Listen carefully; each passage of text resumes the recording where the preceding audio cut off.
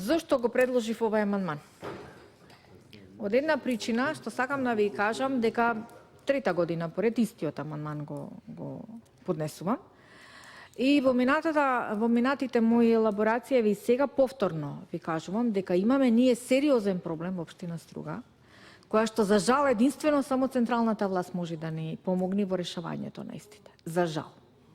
Во минатото имаше такви обиди, успеавме некои канализации, одредени локални патчиња така натаму да ги решиме благодарението на одредени министерства кои што ни излегоа во пресред, бидејќи градоначалникот на општина Струга исклучиво се води од принципите кој што го поддржал на изборите, тој ќе добие. И сега ќе ви кажам една интересна ситуација во Струга, конкретно за ова место, за каде што барам да се излезе во пресред на граѓаните. Имате асфалтирани улици, почитуван заменик министер, знаете до каде? Точно до онаа куќа која што го дала гласот за градоначалникот. Понатамошните куќи или улицата во тој дел до крајот на куќите не се асфалтира. Оние граѓани од овие места, од Мислешевски пат, кои што не ја препознаваат политиката, не ја поддржуваат политиката на градоначалникот и има демократско право, така, да не ја поддржуваат. Поддржуваат други политики, други програми, гласат за други. Тие некратери, не знам што можам да кажам, значи во каква лоша состојба се наоѓаат улиците низ кои што треба да помина за да се стигнат до своите места. Кратери, буквално не дај Боже да има вода, помали дечиња можат и да пропаднат во тие кратери. Значи не може еден градоначалник да се владее од принципот гласе ќе добиеш. Тоа не може апсолутно. И затоа барам помош од централната власт за да излеземе во пресред без разлика, значи јас говорам за сите граѓани кои што живеат таму.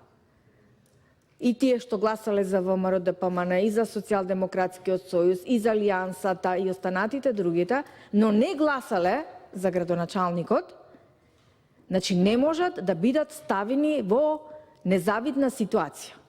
Не може.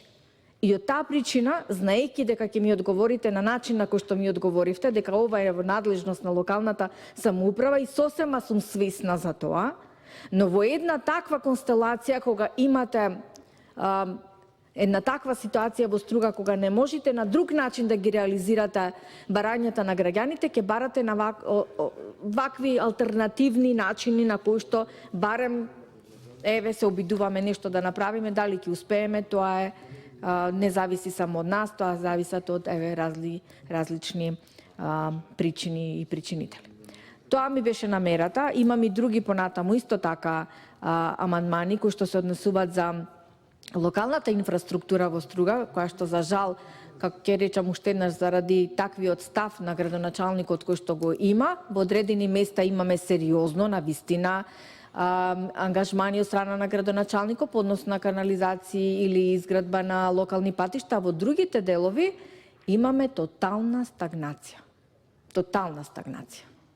И ова е токму овој дел каде што одредени граѓани не гласале за локалните избори за градоначалникот, кажав без разлика дали се од СДСМ, ВМРО, Алијанса и од другите политички партии, но не го дале гласот за господинот градоначалник од редовите на ДУИ во тој период и таму тие улици се токму до она куќа и до тука се, вака пресечени како со нож. До тука е асфалтирано, понатаму асфалт нема.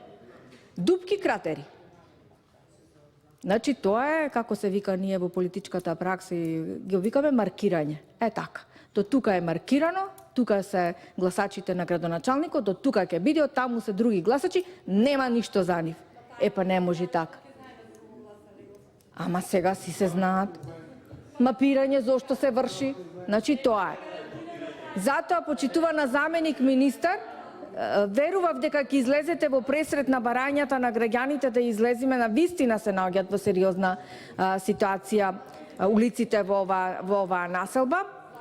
Но тоа и вие сте во право, тука не можам да кажам дека дека не сте во право, дека тоа е во сферата на локалната самоуправа, но колку за јавноста да знаат во каква ситуација се наоѓаат граѓаните. Во Струга ви благодарам.